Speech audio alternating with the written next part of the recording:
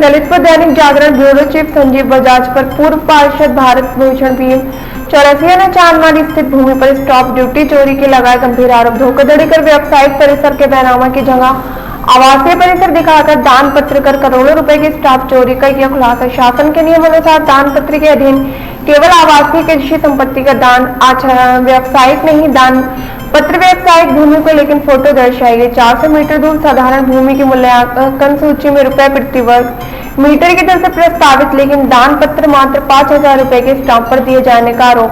दान पत्र में रजिस्टर्ड परिसर व्यावसायिक जिसकी मालिक जिस पर स्टाम्प ड्यूटी रुपए अदा की जानी थी, लेकिन स्टाम्प ड्यूटी में चोरी का लगाया आरोप। इन खुलासों को लेकर पूर्व पार्षद भीम चौरसिया ने स्वयं की हत्या किए जाने का भी लगाया आरोप। भीम चौरसिया ने आगे भी इस प्रकार के कई संजीव बजाज से जुड़े सबूत सहित मामले उजागर करने का किया ऐलान।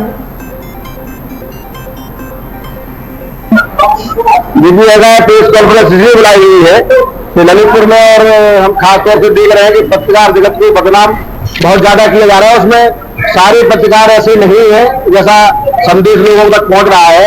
तो उसमें जो एक पत्रकार है दैनिक जागरण के ब्यूरो चीफ संजीव बजाज, वो एक बहुत बड़े माफिया स्तर का कार्य करते हैं और उनके काफी कारनामे हैं। उनमें से एक छोटा सा कारनामा हमने अभी आप लोगों के समक्ष प्रस्तुत किया है, जो करोड़ों रुपए से स्टाम्प चोरी के मामले से जुड़ा हुआ है और एक 420 का मामला है।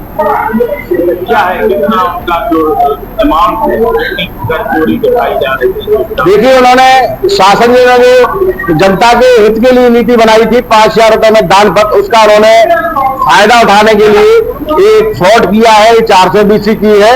और एक दान पत्र उन्होंने अपनी पत्नी के नाम किया है जो लगभग 1394 मीटर जमीन का है, स्क्वायर मीटर जमीन का है, जो लगभग 14,000 स्क्वायर फीट के लगभग होना चाहिए होती है। उसमें जो दान पत्र किया गया वो एक्चुअली दान पत्र नहीं बैनामा है, उसको दान पत्र का शकल दिया गया, रूप दिया गया है स्टाम्प चोरी करने के लिए। जो स्थली दिखाया गया है फोटो है, जबकि क्या है पूरा ये पूरा मामला ये है, जो स्थल का दान पत्र किया गया है वो स्थल वास्तविक में कॉमर्शियल है। कॉमर्शियल स्थल के दान पत्र पर रोक लगी हुई है। इन्होंने उसमें अधिकारियों को गुमराह करने के लिए उसमें जो फोटो लगाई है वो उस स्थल से 400 मीटर दूर की लगाई है और वो जांच करने में पता लगा है कि 400 मीटर दूर है और वो जहां की फोटो लगाई गई है वहां का एरिया मात्र 2400 स्क्वायर फीट है, जबकि दान पत्र जो किया गया है वो 14,000 स्क्वायर फीट का है और वो टोटल कॉमर्शियल प्रॉपर्टी है। उसमें लगभग 88-89 लाख रुपए के स्टाम्प लगते हैं जिनकी चोरी करने के उद्देश्य से दान पत्र किया गया। उसमें पूरा मामला लगभग 1 करोड़ रुपए ऊपर का है और जो प्रशासन की जांच में सामने आएगा, अगर जांच निष्पक्ष होती है तो निश्चित आएगा। और हमें चूंकि अपने जिलाधिकारी महोदय पर पूर्ण विश्वास है, इसलिए भरोसा है कि जांच निष्पक्ष ही होगी। संज्ञान दिया तो उन्होंने क्या नहीं, उन्होंने तो उसमें कहा कि स्पेशल जांच कराएंगे। और चूंकि अभी तक क्या रहा उनकी अखबार की क्या अहमियत रही, अभी तक अधिकारियों को कैसे दबाते रहे हमें नहीं पता, वो तो वो जानते होंगे, अधिकारी जानते होंगे। हमें इतना पता है कि वर्तमान में जो जिलाधिकारी है उनके बारे में हमें भी पता है कि वो न्याय ईमानदार है और हमें नहीं लगता कि वो इनके किसी दबाव में या इनके किसी उसमें आएंगे और कार्रवाई निश्चित। क्या लगता है, इतना बड़ा ब्रांड चला रहे हैं लेकिन उसके बावजूद इस प्रकार की उनके जो ट्रस्ट है इससे उनके बड़े ब्रांड की जो एजेंसी है उन पर भी असर पड़ सकता है? देखिए, ब्रांड कोई बेईमान तो होता नहीं, वो नाम है दैनिक जागरण, लेकिन बेईमान तो उसका ब्यूरो चीफ है। अब उनके संज्ञान में है कि नहीं हमको नहीं पता है। रही बात जो उनके जो कारनामा किया गया है, हम आपको बार बार बता रहे हैं, फिर बता रहे हैं कि अभी जो हमने मामला उजागर किया वो केवल 5% है, 95% पिक्चर अभी बाकी है। और जब सारी पिक्चर खुलेगी तो आप लोग कहेंगे कि ललितपुर में आसपास के क्षेत्रों में इनसे बड़ा कोई माफिया है ही नहीं। तो क्या माने हम लोग की और भी ऐसे उसके मामले? बिल्कुल ऐसे मामले आपके समक्ष लाए जाएंगे, लेकिन चूंकि हमारी एक स्टाइल है, हमारा कार्य करने का तरीका है, हम बिना साक्ष्यों के बोलते नहीं है।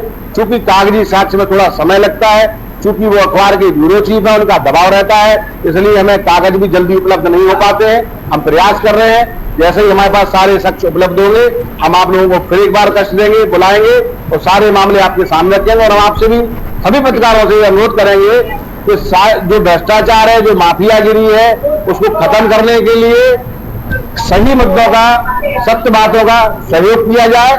जिससे जो पत्रकारिता पे दाग लग रहा है वो दाग मिटाया जा सके और ऐसे बेईमान भ्रष्ट माफिया लोग पत्रकारिता से बाहर हों। किस जगह का मामला है? ये चांदमारी क्षेत्र का वर्तमान में मामला है, सिविल लाइन चांदमारी क्षेत्र का मामला है, बड़ा मामला है। और वो जमीन जो इन्होंने दान की है उसमें भी बड़ी पेंच है, बड़े घोटाले हैं, बड़ी बातें हैं, लेकिन चूंकि अभी साक्ष्य नहीं है पूरी तरह हमारे पास, हमें पता है कि वो गड़बड़ है लेकिन साक्ष्य पूरी तरह नहीं है, इसलिए हम उस पर भी कुछ नहीं बोल रहे हैं। आगे आने वाले समय में आपको उसका भी विस्तृत जानकारी दी जाएगी और उसमें भी कार्रवाई कराई जाएगी। वर्तमान में 420 का मामला बनता है इसमें। इस मामले में जो इनके गवाह हैं, जो इनको इन्होंने दान किया है, जिन्होंने दान लिया है, वो सब दोषी हैं, उनके खिलाफ मुकदमा दायर होना चाहिए। जो सरकार की रेवेन्यू की चोरी गई है उस रेवेन्यू की इन पर वसूली होना चाहिए, तो निर्धारित पेनाल्टी अधिकारी चाहे वो करना चाहिए और इतनी सख्त कार्रवाई होना चाहिए कि जब इन जैसे लोगों पर दबा लिया तो छोटे मोटे लोग तो अपने आप दब जाएंगे। आप बता रहे हैं कि बहुत बड़े कारोबारी तो जी आपके साथ कुछ गलत नहीं कर सकते हैं। जी, अभी इन्होंने ऐसी घटना हमें करने की कोशिश की थी, जो इनके कुछ लोग हमारी जगह है वहां पे लड़ने पहुंच गए थे। हमने पुलिस को भी इन्फॉर्म किया था, लेकिन चूंकि अभी कोई बात घटना ऐसी घटी तो हमने भी पुलिस को नहीं दिया है, लेकिन हमें ऐसा लगने लगा है जिस हिसाब से हम सामने आए हैं, जिस हिसाब से हमने शिकायत की तो हमें लगने लगा है कि इनके पास लोग हैं, ये बाहर व्यापार करते हैं, इनके अखबार में ही ऐसे लोग काम करते हैं, इनके साथ ही अपने उनको वर्कर बनाए हैं जो गुंडा किस्म के, जिनके पास महाराष्ट्र की नंबरों की गाड़ियां हैं, जिनसे अवैध काम करते हैं। तो कोई घटना बड़ी घट भी सकती है और हम प्रशासन को लिखित रूप में अवगत भी कराएंगे। अच्छा, पुलिस को आपने इसकी सूचना दी और क्या पुलिस ने अभी तक स्टेट केस फाइल करने की कोई मदद की है? नहीं, अभी पुलिस को हमने केवल मौखिक रूप में सूचना दी थी, क्योंकि अभी लिखित रूप में कोई सूचना दी नहीं है, क्योंकि अभी कोई ऐसे साक्ष्य नहीं थे। घटना पर जो स्थिति हुई थी उसकी स्थिति से अवगत कराया था। अब आगे देंगे आप? बिल्कुल, सारी चीजें अवगत कराने प्रशासन को तो अवगत कराना ही पड़ेगा। पुलिस को सूचित करेंगे? बिल्कुल, पुलिस को सूचित करेंगे, प्रशासन को सूचित करेंगे और जो भी कार्रवाई है, जो भी जांच एजेंसियां हैं, विजिलेंस है, ये सब जगह इनकी जांच एजेंसियों को भेजा जाएगा। इनकी